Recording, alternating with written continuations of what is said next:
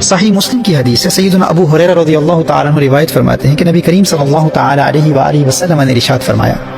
لا تقوم الساعة حتى يحسر الفرات عن جبل من ذهب، قیامت اس وقت تک قائم نہیں ہوگی جب تک کہ دریائے فرات سے سونے کا پہاڑ نمودار نہ ہو۔ یہ صحیح مسلم کی کتاب الفتن کی حدیث ہے، اور الاشاع لاشراط الساعہ یہ امام برزنجی کی کتاب ہے۔ اس علم کے حوالے سے ٹی وی چینلز پر اور سوشل میڈیا پر کلام کرنے والے وہ کم از کم اس کتاب کا مکمل مطالعہ کر لیں۔ میں نے اس علم کے حوالے سے عربی زبان میں لکھی گئی کتابوں کی ایک طویل لسٹ ریکمینڈ کی ہے، اور اس بات پر بھی میں نے بہت زور دیا تھا کہ کم از کم اس موضوع پر بیان کرنے سے قبل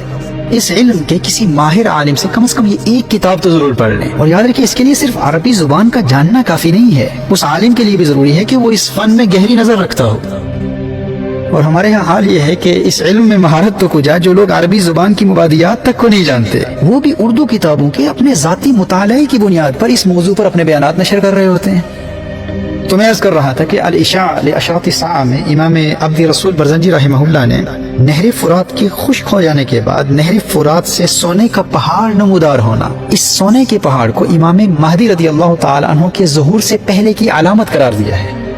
یعنی جب تک دریائے فرات خشک نہیں ہو جاتا اور دریائے فرات سے سونے کا پہاڑ ظاہر نہیں ہوتا اس وقت تک امام مہدی رضی اللہ تعالیٰ عنہ کا ظہور نہیں ہوگا۔ اور اسی طرح صحیح بخاری کی حدیث ہے، حضرت ابو ہریرہ رضی اللہ تعالیٰ عنہ روایت فرماتے ہیں کہ نبی کریم صلی اللہ تعالیٰ علیہ وآلہ وسلم نے ارشاد فرمایا یوشک الفرات ان یحسر عن کنز من ذهب فمن حضره فلا یأخذ منه شیئا۔ نبی کریم صلی اللہ تعالیٰ علیہ وآلہ وسلم نے ارشاد فرمایا عن قریب دریائے فرات سے سونے کا ایک خزانہ نکلے گا، بس جو کوئی وہاں موجود ہو اس میں سے کچھ نہ لے۔ یہ صحیح بخاری کی حدیث ہے، کتاب الفتن باب خروج النار، اور سنن نبی داؤد میں بھی ہے اور مسند احمد میں بھی ہے۔ اب دیکھیے نہر فرات کا خشک ہو جانا اور سونے کا پہاڑ برآمد ہونا یہ ظہور مہدی سے پہلے کی واضح علامت ہے، اور میں انگلش سیمینارز میں تفصیلی دلائل کی روشنی میں اس بات کی وضاحت کر چکا ہوں کہ اس دریائے فرات والے سونے سے معدنیاتی خزانہ یا تیل اور پیٹرول مراد لینا یہ کتنی بڑی علمی خطا ہے۔ دریائے فرات کے سونے سے مراد حقیقی سونے کا پہاڑ ہے۔ اور یہ بات بھی یاد رہے کہ دریائے فرات کا یوفریٹس ریور کا خشک ہو جانا یہ فقط اسلام میں قرب قیامت کی علامت نہیں ہے، کرسچینٹی میں بھی، عیسائیوں کے ہاں بھی قرب قیامت اور آرمیگیڈن کے حوالے سے، جسے اسلام میں الملحمۃ الکبریٰ کہا جاتا ہے، سب سے بڑی جنگ جو قیامت سے پہلے ہوگی، اور عیسائیوں کے ہاں بھی اس آرمیگیڈن سے پہلے دریائے فرات خشک ہو جائے گا۔ یہ نیو ٹیسٹمنٹ کی بک آف ریولیشن میں جو نیو ٹیسٹمنٹ کا آخری چیپٹر ہے، اس میں ریولیشن 16 یہ 16واں باب ہے 16 چیپٹر کی، اگر آپ ورس 12، 13 اور 14 کا مطالعہ کریں، اسے مکاشفات یوحنا بھی کہتے ہیں۔ ورس 12 میں ہے And the sixth angel poured out his bowl on the great river Euphrates,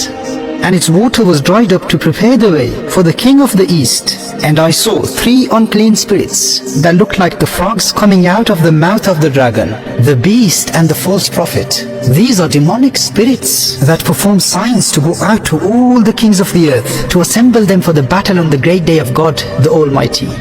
تو دریائے فرات کا خشک ہو جانا اور پھر اس کے بعد آرمیگیڈن کا واقع ہونا یہ عیسائیوں کے ہاں بھی قرب قیامت کی علامت ہے، اور کرسچنز میں جو بیپٹسٹ کرسچنز ہیں وہ بائبل کی اس بک آف ریولیشن کو بہت اہمیت دیتے ہیں۔ اور اسی طرح اسلام میں بھی دریائے فرات کا خشک ہو جانا اور دریائے فرات سے سونے کا پہاڑ برآمد ہونا یہ علامات قیامت میں سے، اور امام مہدی کے ظہور کی سب سے پہلی واضح علامت یہی ہے کہ دریائے فرات خشک ہو جائے گا اور اس سے ایک پہاڑ ظاہر ہوگا جو سونے کا پہاڑ ہوگا۔ اب اس میں تو کوئی شک نہیں ہے کہ دریائے فرات اس وقت بہت تیزی سے خشک ہو رہا ہے، اسے تو آپ خود گلوبل واٹر فورمز کی رپورٹ کے حوالے سے دیکھ سکتے ہیں، آپ کو اندازہ ہوگا کہ کس تیزی سے دریائے فرات خشک ہو رہا ہے۔ اور نبی کریم صلی اللہ علیہ وآلہ وسلم کی حدیث کی روشنی میں دریائے فرات سے سونے کا پہاڑ کسی وقت بھی نمودار ہو سکتا ہے۔ ماضی میں جو لوگ دعویٰ کرتے تھے کہ اس خطے میں سونے کے پہاڑ کہاں سے مل سکتے ہیں، یہ کیسے ممکن ہے، اور حدیث کے الفاظ کی باطل تعبیل پیش کرتے ہوئے کہتے تھے کہ اس سے مراد تو کوئی معدنیاتی خزانہ یا عراق کا تیل ہے، پیٹرول اس سے مراد ہے۔ دیکھیے دریائے فرات کے 3 سیکشنز ہیں، اس کا جو اپ سٹریم ہے وہ ترکی سے گزرتا ہے، مڈل سٹریم سیریا میں، اور ڈاؤن سٹریم عراق میں سے گزرتا ہے۔ دریائے فرات کا 28% حصہ ترکی میں ہے۔ ابھی جب ریسنٹلی حال ہی میں ترکی میں سونا برآمد ہوا تو بہت بڑے بڑے دعوے کرنے والے، حالانکہ وہ دوسری جانب تھا، لیکن لوگوں کے انداز بدل گئے، بڑی رونق سے احادیث پر تنقید کرنے والوں کے تیور بدل گئے۔ حالانکہ ہم ہرگز یہ دعویٰ نہیں کرتے کہ ترکی کا وہ سونا وہی دریائے فرات کا سونا ہے جس کا ذکر قرب قیامت کے حوالے سے حدیث مصطفیٰ صلی اللہ علیہ وآلہ وسلم میں آیا ہے، یعنی وہ سونا جو ظہور امام مہدی کی ایک واضح علامت ہے۔ لیکن وہ لوگ جو احادیث مصطفیٰ صلی اللہ علیہ وآلہ وسلم کو اپنے عقل کے معیار پر ٹٹولنے اور عقل کے ترازو پر تولنے کی کوشش کرتے ہیں، اور ایک مدت سے یہ دعویٰ کرتے رہے کہ یہاں ان علاقوں میں، اس خطے میں سونے کا پہاڑ مل ہی نہیں سکتا، اس حدیث سے مراد تیل کے ذخائر ہیں، اس حدیث سے مراد سیاہ تیل ہے، حالانکہ دریائے فرات کے اندر آئل فیلڈز کا وجود ہی نہیں ہے۔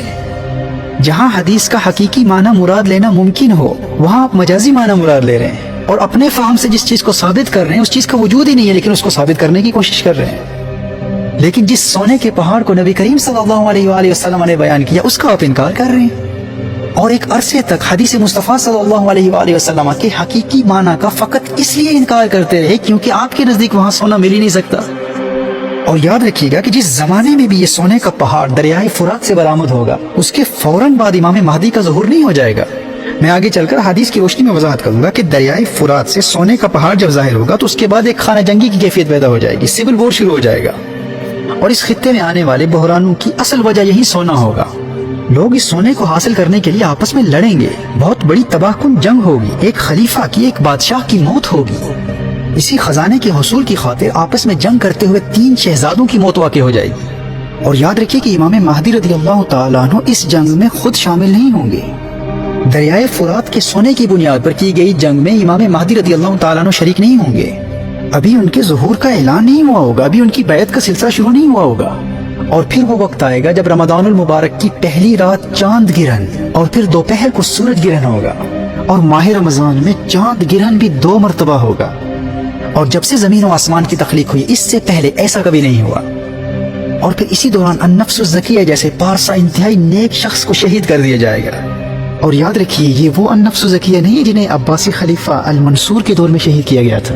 کیونکہ مصنف ابن ابی شیبہ کی روایت کے مطابق النفس الزکیہ کی شہادت کے بعد لوگ امام مہدی رضی اللہ تعالیٰ عنہ کی بارگاہ میں حاضر ہوں گے۔ یہ نفس زکیہ امام مہدی رضی اللہ تعالیٰ عنہ کے زمانے میں ہوں گے، اور اس زمانے میں ہونے والی جنگوں کے نتیجے میں اس خطے کا، ان علاقوں کا، مشرق وسطیٰ کا تو نقشہ ہی بدل جائے گا۔ اور پھر سفیانی ایک انتہائی جابر اور ظالم شخص جو شام کا حکمران ہوگا، اور ایسا فاسق و فاجر شخص ہوگا کہ علی الاعلان اوپنلی شراب پیے گا، اور جامع مسجد دمشق کے اندر اوپنلی زنا کرے گا۔ اور اس سفیانی کو جب امام مہدی رضی اللہ تعالیٰ عنہ کی آمد کا علم ہوگا تو یہ امام مہدی رضی اللہ تعالیٰ عنہ پر حملے کے لیے اپنی فوج روانہ کرے گا۔ اور ہمارے محترم نے جو سفیانی کے حوالے سے ایک عجیب بات کر دی کہ سفیانی کے متعلق جو احادیث آئی ہیں وہ ہماری سمجھ میں نہیں آتی کہ وہ یزید کی اولاد میں سے کیسے ہوگا، تو اس بات کی بھی وضاحت کر دوں کہ یہ جو سفیانی ہے یہ اس یزید کی اولاد میں سے نہیں ہے جس کا ذکر آپ کر رہے ہیں، حضرت امیر معاویہ کے بیٹے یزید کی اولاد سے نہیں ہوگا۔ یہ سفیانی خالد بن یزید بن ابی سفیان کی اولاد میں سے ہوگا، یعنی حضرت ابو سفیان کے بیٹے یزید کے بیٹے خالد کی اولاد میں سے ہوگا۔ یہ وہی خالد ہیں جو بہت بڑے مسلم سائنسدان ہو گزرے ہیں، اور یہ حضرت ابو سفیان کے پوتے ہیں۔ یہ سفیانی حضرت امیر معاویہ رضی اللہ تعالیٰ عنہ کے بیٹے یزید کی اولاد میں سے نہیں ہے، یہ حضرت امیر معاویہ کے بھائی یزید کی اولاد میں سے ہے۔ یہ سفیانی اس کا لقب ہے، اور اس زمانے میں سفیانی کی تباہ کاریاں اور فسادات اپنے عروج پر پہنچ چکی ہوں گی، اور اسی زمانے میں ملک شام کی ایک بستی حرستہ نامی بستی زمین میں دھنس جائے گی۔ اور یہ تمام واقعات امام مہدی رضی اللہ تعالیٰ عنہ کے ظہور سے پہلے کے ہیں، یہ تمام علامات ہیں ظہور مہدی رضی اللہ تعالیٰ عنہ کی۔ اگر امام مہدی رضی اللہ تعالیٰ عنہ نے اسی سال 2021 کے مئی کے مہینے میں آنا ہے تو یہ سارے واقعات ہمیں مد نظر رکھنے ہوں گے۔ کیا یہ تمام قبل ظہور مہدی کی علامات ظاہر ہو چکی ہیں؟ اور کیا ان آنے والے 2 مہینوں میں ان تمام علامات کا ظاہر ہونا ممکن ہے؟ اور یاد رکھیے گا کہ ظہور امام مہدی رضی اللہ تعالیٰ عنہ سے پہلے یہ فتنے اس قدر شدت پکڑ جائیں گے کہ نعیم بن حماد نے حضرت سعید بن مسیب رضی اللہ تعالیٰ عنہ کا فرمان نقل کیا ہے کہ شام میں اتنے فتنے برپا ہوں گے کہ ایک مقام پر جو ہی فتنہ ختم ہوگا دوسرے مقام پر شروع ہو جائے گا۔ فرمایا اسی دوران فلا تتناهى حتى ينادي مناد من السماء ان اميركم فلان، اس وقت تک یہ فتنے رکیں گے نہیں جب تک آسمان سے ایک منادی کی ندا نہ آ جائے کہ تمہارا امیر فلاں ہے۔ یعنی امام مہدی رضی اللہ تعالیٰ عنہ کی آمد ہو چکی ہے، ان کا ظہور ہو چکا ہے۔ یہ حدیث نعیم بن حماد کی کتاب الفتن میں ہے جو امام بخاری اور امام مسلم کے استاد ہیں، اور دوسری روایت میں ہے کہ آسمان سے یہ آواز آئے گی هذا خلیفۃ اللہ المہدی فاسمعوا له واطیعوه، یہ اللہ کا خلیفہ المہدی ہے، اس کی اطاعت کرو۔ اور یہ آواز مشرق و مغرب میں گونج اٹھے گی، اور اس آواز کی گونج ایسی ہوگی کہ سونے والے بیدار ہو جائیں گے، اس آواز کو سن کر سونے والے اٹھ کھڑے ہوں گے۔ اور امام مہدی مدینہ منورہ میں ہوں گے اور مدینہ منورہ سے مکہ مکرمہ پہنچ کر اقتدار سنبھالیں گے. اور پھر کچھ وقت گزرنے کے بعد امام مہدی رضی اللہ تعالیٰ عنہ پر حملے کے لیے سفیانی اپنی فوج بھیجے گا اور سفیانی کی یہ فوج بیضاء کے مقام پر زمین میں دھس جائے گی. اب چونکہ سفیانی کی اس فوج کا زمین میں دھس جانا امام مہدی کے ظہور کی علامات میں سے ایک واضح علامت ہے. اہل علم نے احادیث کی روشنی میں اس علامت کو ظہور مہدی کی ایک بڑی اور واضح علامات میں شمار کیا ہے. جب سفیانی کی فوج زمین میں دھس جائے گی، اس علامت کے ظاہر ہونے کے نتیجے میں دنیا بھر کے اہل اللہ، اولیاء اللہ، ابدال الشام، شام کے بڑے بڑے ابدال اور اسائر عراق مکہ مکرمہ میں کعبۃ اللہ کے سامنے مقام ابراہیم اور رکن حجر اسود کے درمیان امام مہدی رضی اللہ تعالیٰ عنہ کے ہاتھ پر بیعت کریں گے. اور حضرت عبداللہ ابن عباس رضی اللہ تعالیٰ عنہ کی روایت کی روشنی میں اصحاب کہف بھی امام مہدی رضی اللہ تعالیٰ عنہ کے مددگاروں میں شمولیت کے لیے آ جائیں گے. اور امام بدر الدین عینی علیہ رحمہ نے عمدۃ القاری صحیح بخاری کی شرح میں اپنی تحقیق کی روشنی میں اس حدیث کی سند کو مرفوع لکھا ہے. اور آگے چل کر دجالی فتنوں کے مقابلوں کی تیاری کے حوالے سے میں کلام کروں گا کہ کس طرح ہم اپنے آپ کو تیار کر سکتے ہیں. اگر ہم اس وقت زندہ ہوئے یا ہماری اولادیں اس وقت موجود ہوں تو دجالی فتنوں سے بچنے کے حوالے سے ہماری حفاظت کے لیے روحانی اور مسنون طریقے کیا ہیں. اس ضمن میں سورۃ الکہف کی اہمیت اور سورۃ الکہف اور اصحاب کہف کا جو آپس میں باہمی ربط ہے، اس پر انشاءاللہ آگے چل کر تفصیل سے کلام کروں گا. تو میں امام مہدی رضی اللہ تعالیٰ عنہ کے ظہور سے پہلے کی اور بعد کی چند بڑی واضح علامات پر کلام کر رہا تھا. اسی طرح منصور جو کہ اہل بیت میں سے ہوں گے اور ان کا لقب الحارث ہوگا، اور اہل علم کے نزدیک یہ منصور امام مہدی رضی اللہ تعالیٰ عنہ کے بھائی یا چچا زاد ہوں گے، اور ان کی دائیں ہتھیلی پر ایک سیاہ تل ہوگا، اور وہ اس وقت مشرق کے آخری کونے میں ہوں گے اور اہل خراسان کے ساتھ مل کر امام مہدی کے حق میں سفیانی سے براہ راست مقابلہ کریں گے. اب اس چچا زاد بھائی کے حوالے سے روایات میں بہت اختلاف ہے، آگے چل کر میں اس کی وضاحت کروں گا. اچھا دیکھیے، سفیانی کی فوج جب اللہ کے عذاب کا شکار ہو کر زمین میں دھس جائے گی، اس کے بعد کے زمانے میں جب اہل اللہ امام مہدی کے ہاتھ پر بیعت کر چکے ہوں گے اور عام مسلمان بھی امام مہدی رضی اللہ تعالیٰ عنہ کے ہاتھ پر بیعت ہو چکے ہوں گے، پھر وہ وقت آئے گا جب امام مہدی رضی اللہ تعالیٰ عنہ سفیانی سے جنگ کے لیے روانہ ہو کر حد شام تک سفر کریں گے، اور سفیانی کو گرفتار کر کے امام مہدی رضی اللہ تعالیٰ عنہ کی بارگاہ میں لایا جائے گا، اور امام مہدی رضی اللہ تعالیٰ عنہ سفیانی کو قتل کریں گے. اور یہاں امام مہدی رضی اللہ تعالیٰ عنہ کے ذریعے سفیانی کی تباہ کاریوں، فسادات اور ظلم و ستم کا سلسلہ ختم ہو جائے گا. اور پھر دنیا یہ نظارہ بھی دیکھے گی کہ زمین اپنے جگر کے ٹکڑے سونے کے ستونوں کی طرح ظاہر کرے گی. کعبۃ اللہ میں جو خزانہ مدفون ہے، امام مہدی رضی اللہ تعالیٰ عنہ اسے نکال کر فی سبیل اللہ تقسیم کریں گے. امام مہدی کثرت سے لوگوں میں سونا اور چاندی تقسیم کریں گے، اور لوگ اس قدر دولت مند ہو جائیں گے کہ کسی کو کسی چیز کی حاجت نہیں ہوگی. عوام میں استغنا اور بے نیازی اور زمین کی برکات کا عالم یہ ہوگا کہ خشک لکڑی خشک زمین میں بوئی جائے گی تو وہ سبز ٹہنی بن کر پتوں سمیت نمودار ہوگی. اور مال و دولت کی کثرت و فراوانی اور مسلم دنیا کی اکانومی کی عروج کا عالم یہ ہوگا کہ زندہ لوگوں کی یہ تمنا ہوگی کہ کاش وہ لوگ جو تنگی کے زمانے میں دنیا سے چل بسے آج وہ زندہ ہوتے اور اس منظر کو دیکھ لیتے. اللہ اکبر. دیکھیے، آج جب پورا عالم کفر اسلام کے چراغ کو بجھانے کی جد و جہد میں کوشاں ہے اور تمام مسلم دنیا انتہائی قسم پرسی اور پسماندگی کی کیفیت میں ہے، جب ایسے مایوس کن حالات میں ہم ان احادیث کو سنتے ہیں تو امید کی ایک کرن نظر آتی ہے. اور یہی وہ امید ہے جو ہمارے اندر ہمت اور حوصلہ اور محنت کا جذبہ بیدار کرتی ہے کہ وہ دن دور نہیں ہے جب ملت اسلامیہ کو اس کے عروج رفتہ سے دوبارہ آشنا کرایا جائے گا، ہمیں ہماری کھوئی ہوئی وراثت پھر ملے گی. جامع ترمذی کی حدیث ہے، فرمایا لا تذهب الدنيا حتى يملك العرب رجل من اہل بیتی. سبحان اللہ. فرمایا یہ دنیا اس وقت تک ختم نہیں ہوگی جب تک میرے اہل بیت سے ایک مرد عربوں کا حاکم نہ بن جائے. اور سنن نبی داؤد کی حدیث ہے، فرمایا اللہ جل وعلا مجھ سے یا میرے اہل بیت سے ایک مرد کو بھیجے گا، یملأ الارض قسطا وعدلا كما ملئت ظلما وجورا، جو زمین کو عدل و انصاف سے ایسے بھر دے گا جیسے یہ زمین ظلم اور جور سے بھری ہوئی ہے. اور سنن نبی داؤد ہی کی ایک اور حدیث ہے، فرمایا المہدی من عترتی من ولد فاطمہ. وہ کون ہوگا جو دنیا کا نقشہ بدل دے گا؟ فرمایا یہ مہدی میری عترت سے، میری فاطمہ کی اولاد سے ہوگا. سبحان اللہ. یاد رکھنا وہ مرد مجاہد جو آج کے اس مفلسی، غربت، قسم پرسی، پسماندگی اور ظلم و ستم کے زمانے کو عدل و انصاف، امن و آشتی، محبت و رواداری، دولت اور خوشحالی کے زمانے میں بدل دے گا. وہ کون ہوگا؟ وہ فاطمہ تو زہرا کی اولاد میں سے ہوگا، اس کی رگوں میں میرے آقا کا خون دوڑ رہا ہوگا. اور امام برزنجی نے علی شاہ علی اشراط الساعہ میں لکھا ہے کہ یہ وہ دور ہوگا جب آل محمد سے بغض رکھنے والے دنیا سے مٹ جائیں گے، تمام مخلوق اس زمانے میں آل محمد سے محبت کرنے والی ہوگی. اب دیکھیے ابھی جو میں نے اپنی اس تمہیدی گفتگو میں امام مہدی رضی اللہ تعالیٰ عنہ کے ظہور سے پہلے کی جتنی علامات بیان کی ہیں، کیا یہ تمام واقع ہو چکی ہیں؟ تو اس بات کو ہم کس تناظر میں دیکھیں گے کہ امام مہدی رضی اللہ تعالیٰ عنہ 2021 کے مئی کے مہینے میں آئیں گے، ابھی ہم فروری کے مہینے میں، اور درمیان میں مارچ، اپریل اور پھر مئی کا مہینہ آ جائے گا، درمیان میں صرف 2 مہینے باقی ہیں۔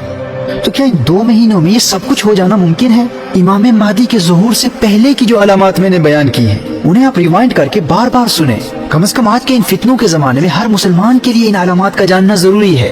اور اپنے بچوں کو بھی امام مہدی کے ظہور سے پہلے کی علامتیں اور بعد کی علامتیں بھی بار بار سنائیں اور یاد کرائیں۔ This is necessary knowledge for every Muslim. It's the responsibility of the parents to teach their children the signs of Qiyamah in order to protect them from the tribulations of Dajjal, the signs of the Day of Judgment, the signs of Imam Mahdi radiyallahu ta'ala anhu, the appearance of Dajjal, the descent of Sayyidina Isa ala nabiyyina wa alayhi salatu wassalam, and the sequence of the manifestation of these events.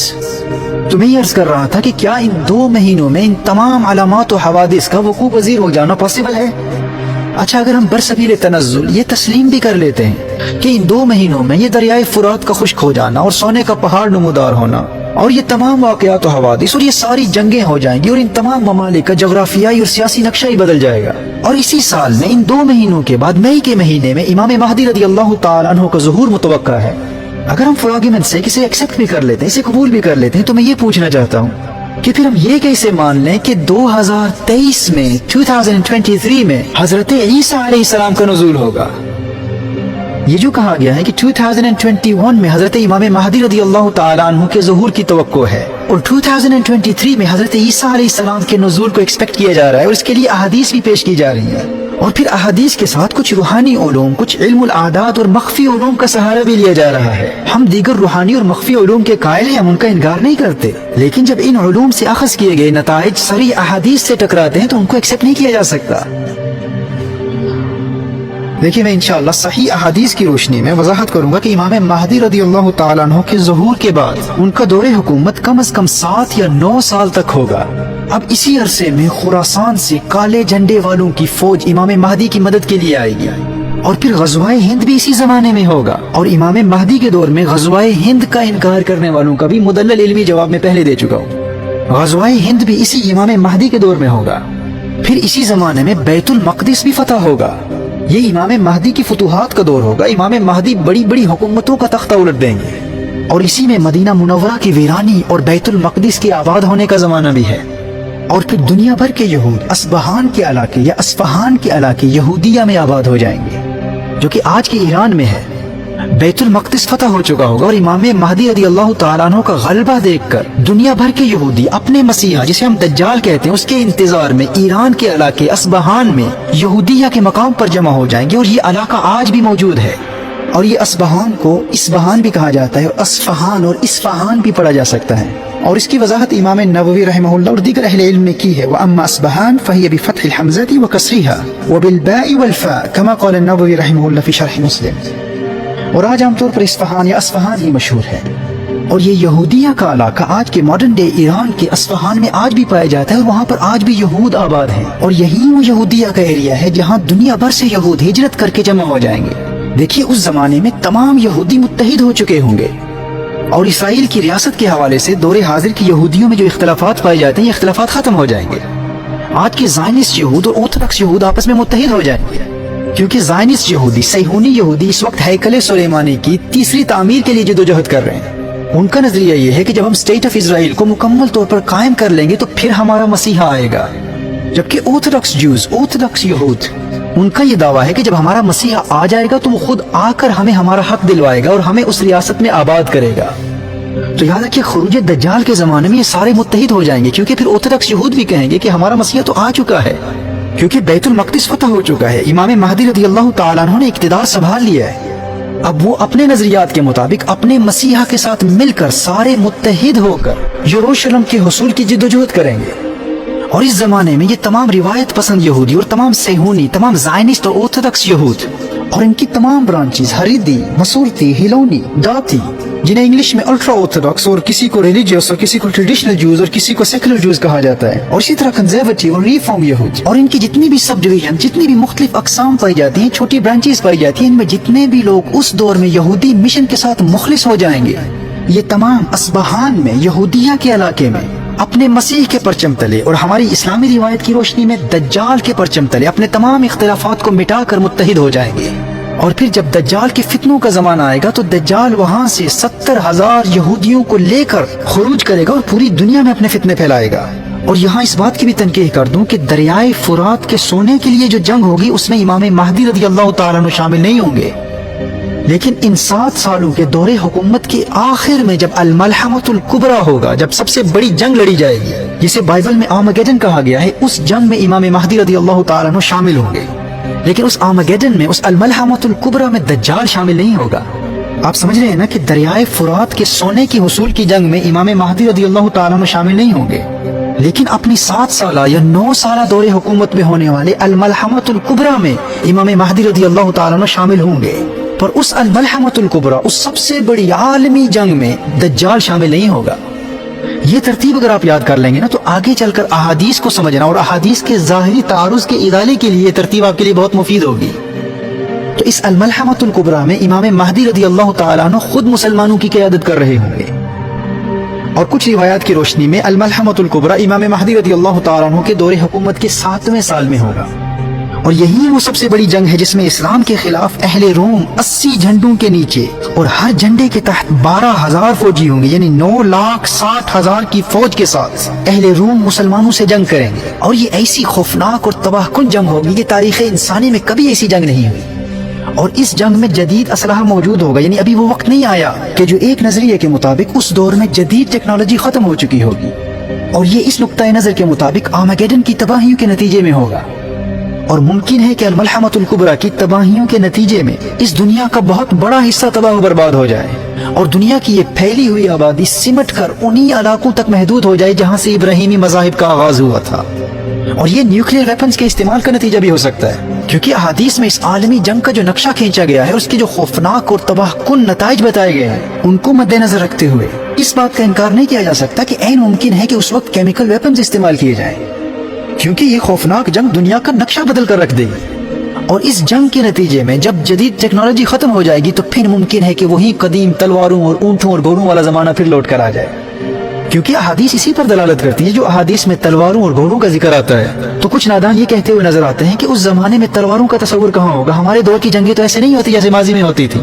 تو اس کا ایک جواب یہ ہے کہ یہاں metaphorical language use ہو رہی ہے، فگریٹو لینگویج یوز ہو رہی ہے. اور دوسرا جواب یہ ہے کہ یہ احادیث فتح قسطنطینیہ اور روم کی فتح کے حوالے سے ہیں، اور امام مہدی قسطنطینیہ اور روم کو آرمگیڈن کے بعد فتح کریں گے. اور اس الملحمۃ الکبریٰ کے نتیجے میں جدید ٹیکنالوجی ختم ہو چکی ہوگی، اس وقت دنیا کا نقشہ بدل چکا ہوگا اور دنیا ایک مرتبہ پھر اپنے قدیم دور کی طرف پلٹ جائے گی. اچھا، امام مہدی کے دور حکومت میں جو امن و خوشحالی کا دور ہوگا، مال و دولت کا دور ہوگا، جب مسلم دنیا کی اکانومی اپنے عروج پر ہوگی، جس میں وہ کثرت سے سونا اور چاندی تقسیم کریں گے، یہ خوشحالی کا زمانہ انہی 7 سالوں میں ہوگا جو الملحمۃ الکبریٰ سے پہلے ہوں گے. یعنی یہ وقت اس سب سے بڑی عالمی جنگ اس آرمگیڈن سے پہلے آئے گا. اور اس الملحمۃ الکبریٰ کے بعد کے زمانے میں امام مہدی رضی اللہ تعالیٰ عنہ قسطنطینیہ بھی فتح کریں گے اور روم کو بھی فتح کریں گے. اور فتح روم اور قسطنطینیہ کی فتح تک دجال کا خروج نہیں ہوگا. یعنی الملحمۃ الکبریٰ سے چند سال گزرنے کے بعد قسطنطینیہ اور روم فتح ہوگا، اس کے بعد پھر دجال کا خروج ہوگا. پھر دجال اصبہان ایران کے یہودیہ کے مقام سے 70,000 یہودیوں کی فوج لے کر آئے گا اور پوری دنیا میں فتنے پھیلائے گا. جب دجال کے فتنے اپنے عروج پر ہوں گے، پھر سیدنا عیسیٰ علیہ نبینا علیہ الصلوۃ والسلام کا نزول دمشق کی جامع مسجد میں ہوگا اور وہ دجال کا تعاقب کرتے ہوئے مقام لد پر دجال کا قتل کریں گے. اب اگر ہم امام مہدی رضی اللہ تعالیٰ عنہ کے ظہور کو 2021 کے مئی کے مہینے میں تسلیم بھی کر لیتے ہیں تو ظہور امام مہدی کے بعد ان تمام واقعات کے لیے تو کئی سال چاہیے. صرف امام مہدی رضی اللہ تعالیٰ عنہ کے دور حکومت کے لیے کم از کم 7 سال. سنن ابو داؤد اور مسند احمد کی صحیح حدیث کی روشنی میں 7 سال کم از کم امام مہدی رضی اللہ تعالیٰ عنہ کی حکومت کے ہیں. اور دیگر روایات میں 9 سال کا ذکر ہے اور 9 سے زیادہ کی بھی روایات ملتی ہیں. اور نزول عیسیٰ علیہ السلام سے قبل ان 7 سالوں کا تصور عیسائیوں کے ایک طبقے میں بھی پایا جاتا ہے. بیپٹسٹ کرسچنز کا بھی یہ نظریہ ہے کہ حضرت عیسیٰ علیہ السلام کی دوسری آمد سے قبل 7 سال تک حق اور باطل کی جنگ ہوتی رہے گی. وہ اسے بائبل کے آخری چیپٹر بک آف ریولیشن سے ثابت کرتے ہیں، اور بائبل کی اس نیو ٹیسٹمنٹ کی بک آف ریولیشن کے حوالے سے میں آج کی اس گفتگو میں پہلے بھی بیان کر چکا ہوں. بیپٹسٹ کرسچنز کا یہ نظریہ ہے کہ حضرت عیسیٰ علیہ السلام کی دوسری آمد سے قبل 7 سال تک حق کی قوتوں اور دجال کی قوتوں کے مابین جنگ ہوتی رہے گی۔ بیپٹسٹ کرسچنز کے نزدیک اس 7 سال کے معرکہ خیر و شر کے بعد حضرت عیسیٰ علیہ السلام کا نزول ہوگا، اور پھر وہ آ کر اینٹی کرائسٹ کو، دجال کو قتل کریں گے۔ اور ہم مسلمانوں کے نزدیک صحیح احادیث کی روشنی میں یہ 7 سال کا دور امام مہدی کی حکومت کا دور ہوگا۔ اور جیسے میں نے کہا کہ 9 سال کا ذکر بھی ہے، کچھ روایات میں 9 سال سے بھی زیادہ مدت کا ذکر ہے۔ لیکن اگر یہ تسلیم کر لیا جائے کہ 2021 میں امام مہدی رضی اللہ تعالیٰ عنہ آئیں گے، اور ان کے ظہور کی جتنی علامتیں میں بیان کر چکا ہوں، جن کے متعلق میں پہلے بھی کہہ چکا ہوں کہ ان کو بار بار سنیے گا تاکہ آپ کو یہ ذہن نشین ہو جائیں، اگر آپ پھر سنیں گے تو آپ کو اندازہ ہوگا کہ ان 2 مہینوں میں ان تمام علامتوں کا ظاہر ہو جانا بہت مشکل ہے۔ لیکن اگر ہم اس کو تسلیم بھی کر لیں تو پھر بھی حضرت عیسیٰ علیہ السلام کے نزول تک کے زمانے کے لیے کم از کم 10-12 سال تو لگیں گے نا، اور یہ بھی کم از کم مدت بیان کر رہا ہوں۔ کم از کم 7 سال امام مہدی کا دور حکومت، پھر آرمگیڈن کا واقع ہونا، پھر 61 سالی کا زمانہ، پھر 3 سالوں کا گزر جانا، پھر قسطنطنیہ کا فتح ہونا، پھر روم کا فتح ہونا، پھر دجال کا خروج، پھر دجال کے فتنوں کا زمانہ، پھر سیدنا عیسیٰ علیہ نبینا علیہ الصلوۃ والسلام کا نزول ہوگا۔ تو اگر یہ کہا جاتا کہ 2021 میں امام مہدی رضی اللہ تعالیٰ عنہ کے ظہور کی توقع کی جا سکتی ہے،